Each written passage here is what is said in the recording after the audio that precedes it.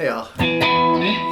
We've been doing some Frampton lately, so let's do Doobie Wah as a lesson. I'm not going to play through it. Maybe I'll post it as a separate video if I do a demo playthrough. But I don't want the lesson to get blocked if the demo song is blocked. So if I post them as separate lessons, hopefully the lesson one will still show up and not be blocked. So that's the explanation. Anyway, it's in E. And I'm just gonna do the main rhythm part that goes through it. Bob Mayo plays. You can hear his strat, especially during the intro when Peter takes over on the soloing. But they're playing the same part. This is what Peter would be playing on his Les Paul and Bob on his strat. So it's in A, and it starts with.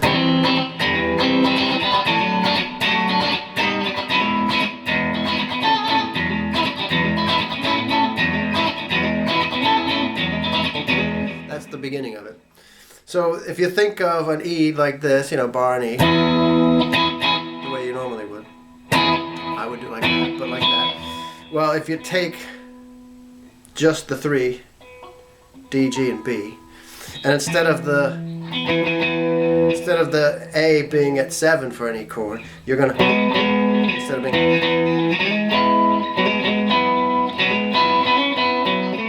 it's that same kind of thing from Don't Let Me Down, but you just do it as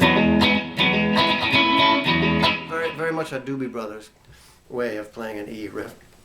So he starts with, you're going to do that main lick, the main part of it in E, but during the intro it goes. So it starts in C, goes to D, up sharp, and then up to E. But he's doing that same thing, so he does.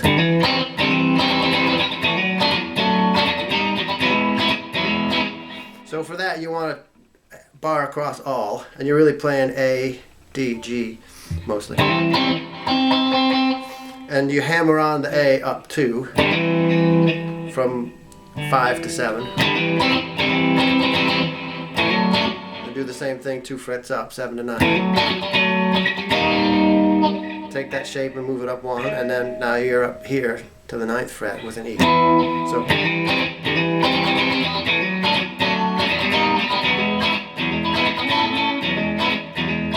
So when you do it up here at E, you can hit that. You want to hit that low E string because it's an E chord.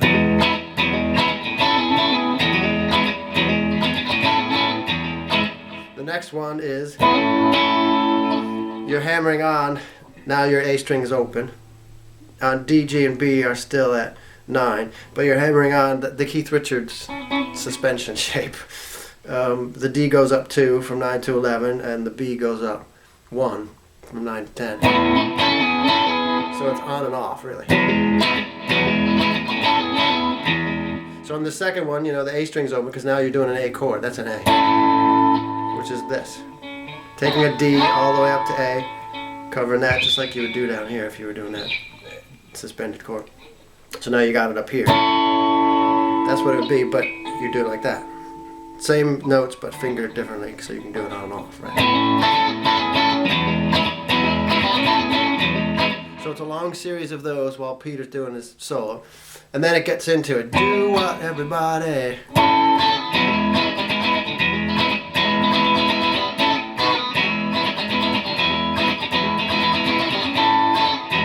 So during the verses, it doesn't do that part. It just goes, do what, everybody? It's just that shape. Then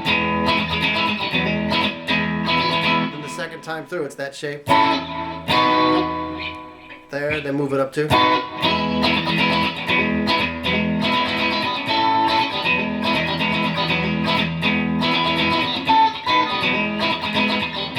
Yeah, yeah, C. Yeah, yeah, D.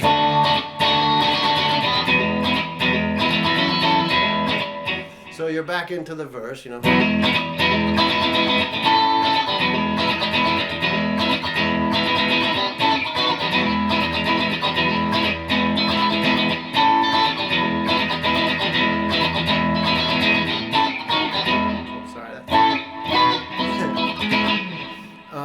then, you know, the first time through it would go, yeah, that part. The second time through, you're doing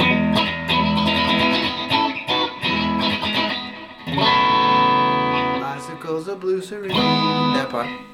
So this is our old friend that shows up in, you know, Eagles tunes and America tunes. You hear it more on an acoustic tune than electric tune. Keep the low E out of it.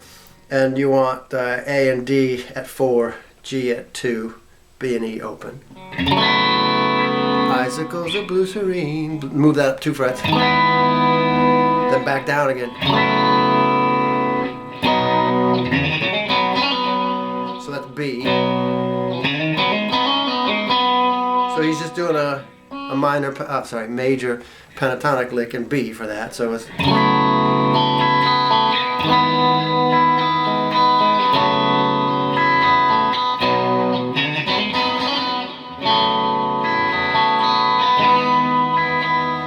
And then.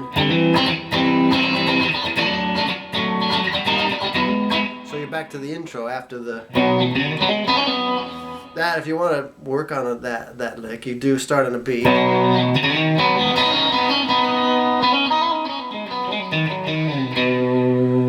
Typical major pentatonic stuff. Slide your A, you know, up to, what is that, 6. And then you're just hammering on D, G, up 2 frets, up to 6.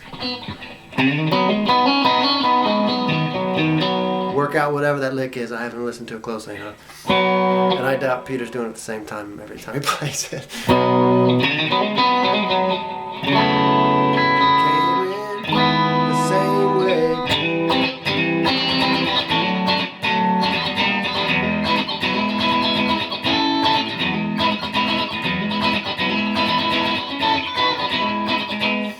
Goes back into another verse. And then when it goes into the break, it'll go.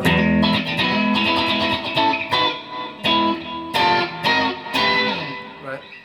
So you want to do that 9th chord from 10, 11, 12. And then it goes the funky part, you know, which isn't actually all that funky. I know on the album he says, time to get funky.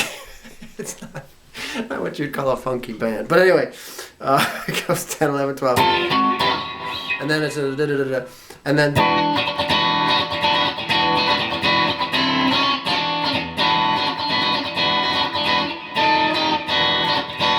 So that's that same 9th shape, that James Brown funk shape, down here at the 7th fret. So A, G, B, and E are at 7. D is at 6. And then, go down to 5. Walk it up to, 5, 6, 7.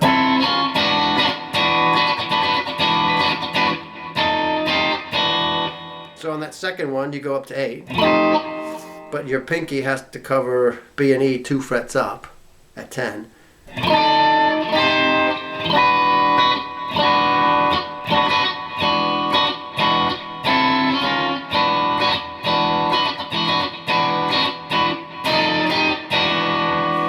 Eventually it sort of settles back into, you have to listen to it, but it'll, after some of this where he's soloing over that, it'll settle back into.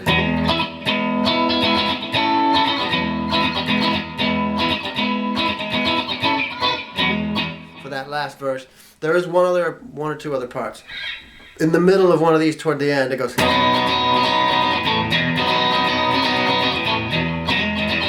That's just B, A, E.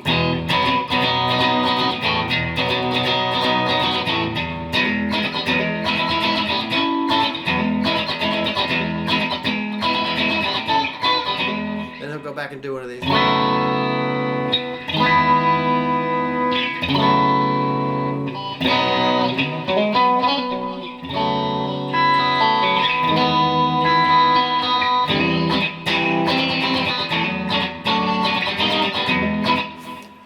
I think the only thing different is when it gets to the very end of it, it's another one of these.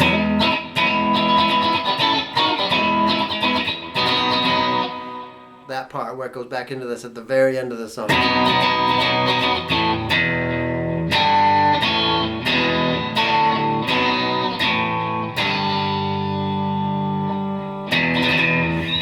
end. So it's another one of those B, A, E,